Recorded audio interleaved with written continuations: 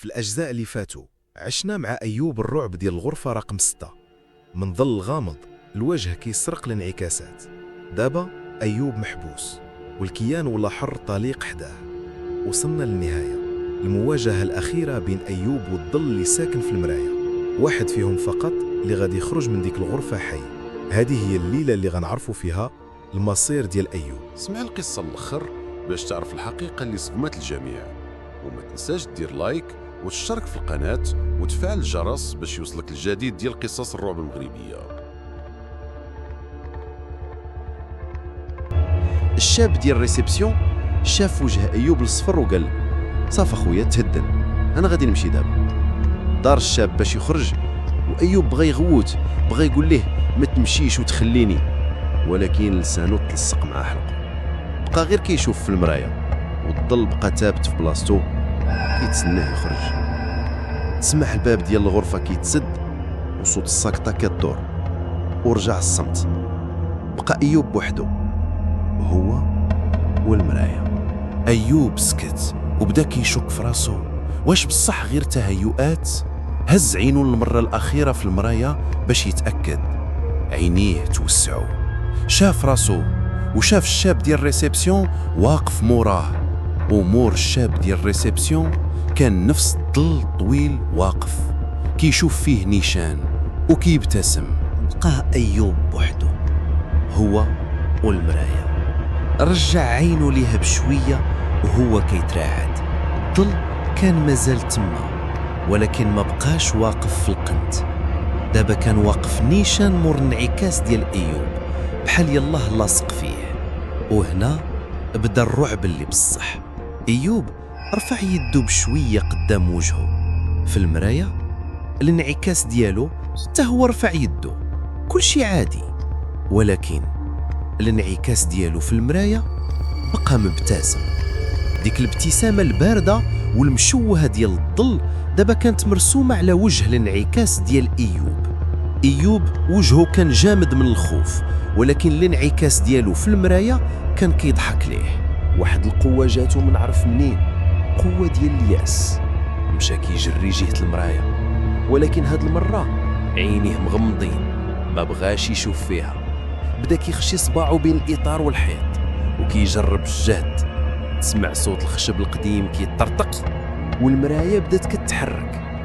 ملي قدر يبعدها على الحيط غير شوية شاف داكشي اللي كان مخبي موراها العشرات السنين. كانت كتابة محفورة في الجبس بالظفر أو بشي حاجة ماضية، كتابة قديمة ومغبرة ما تشوفش فيه كياخد وجهك. بدا أيوب كيرجع باللور دقة دقة وعينو ما حيدهاش من المراية. الانعكاس ديالو بقى ثابت في بلاصتو كيشوف فيه وكيبتسم. الهمس رجع تاني، ولكن هاد المرة كان كيخرج من فم الانعكاس ديالو في المراية. عجبك وجهي الجديد؟ هنا أيوب صافي ما بقاش قادر يصبر، خاصو يهرب. ولكن باش يهرب خاصو الساروت والتليفون اللي طاحوا ليه حدا المراية، خاصو يقرب تاني من داك الكابوس. وهو كيفكر عينو طاحت على شي حاجة غريبة. الإطار ديال المراية كان بومبي شوية من واحد الجنب، بحال يلاه ما لاصقش مزيان في الحيط. فهم أيوب كل شي. هاد الكيان ماشي كيسكن الحيوطة، كيسكن الانعكاسات. وملي كيشوف فيك بزاف كيبدا يسرق وجهك حتى كياخدو ليك كامل. في ديك اللحظة سمع صوت الضحكة ديال الانعكاس ديالو كتكبر وكتدوي في الغرفة. حل عينو بزز وشاف في المراية المرة الأخيرة. الانعكاس ديالو ما بقاش كيشبه ليه، الملامح ديالو بدات كتمحى وكتولي بحال وجه الظل، وجه بلا عينين غير فم مبتسم. أيوب عرف أنه إلا بقى تما ثانية أخرى غادي يولي حتى هو مجرد ذكرى محفورة على حيط.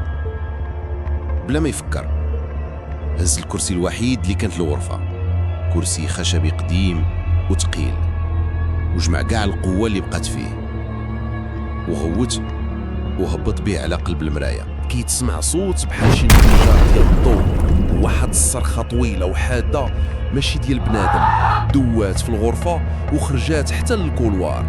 الضوء ديال الغرفة تفرقع والدنيا ولات ظلام كحل. حس أيوب بواحد الريح بارد وقاصح داز من حداه وخرج من الشرجم المفتوح. في داك الظلام وبقى كيلمس بيديه على الأرض بحال شي أعمى كيقلب على تليفونه وساروتو. لقاهم وحل الباب وخرج كيجري، هبط في الدروج وما شافش موراه، خرج من الهوستيل الشتا والبرد ديال الزنقة وهو حفيان. ما رجعش، ما خدا لا ساكو لا حوايجو، خدا غير راسو وهرب. دازت شهور، أيوب رجع لتطوان، حاول ينسى داكشي اللي وقع. عمرو عاود هضر على ديك الليلة وما بقاش قادر يشوف في المراية أكثر من 2 ثواني. صحابو وعائلته لاحظوا باللي تبدل، ما بقاش كيضحك كيف الأول ودايما ساهي. حتى لواحد النهار كان خدام على واحد البروجي ديالو باش يتواصل مع الكليان، حل الكاميرا ديال البيسي باش يدير مكالمة فيديو. شاف راسو في الشاشة، وجهه عادي، كل شيء هو هذاك. ابتسم الكليان باش يبدا الهضرة، ولكن الابتسامة اللي شافها على وجهه في الشاشة ما كانش ديالو، كانت ابتسامة باردة واسعة، نفس الابتسامة ديال الظل اللي شاف في المرايات الغرفة رقم 6. الكيان ما كانش محتاج المراية باش يبقى، كان محتاج غير انعكاس واحد طويل باش يشد فيه. ملي صور أيوب داك الفيديو الأول أعطاه المفتاح، هو هرس المراية ولكن ما بقاش قادر يهرس الصورة ديال راسو. وهكذا كتسالي قصة أيوب، أو يمكن هكذا كتبدا قصة جديدة لوجه آخر مسروق، قص على الفضول اللي كيدينا للبلايص ما خاصناش نكونوا فيها. شكرا حيت عشتوا معنا هاد التجربة المرعبة من الأول حتى الأخير. إذا عجباتكم قصة الكاميرا في الهوستل ما تنساوش تخليو لايك وتعليق بالرأي ديالكم. شنو هي أكثر لحظة خلعتكم؟ اشتركوا في القناة وفعلوا الجرس حيت الظلام باقي مخبي لينا حكايات كتر، وكل أسبوع كاين ملف جديد ديال الغموض كيتسنى يتفتح.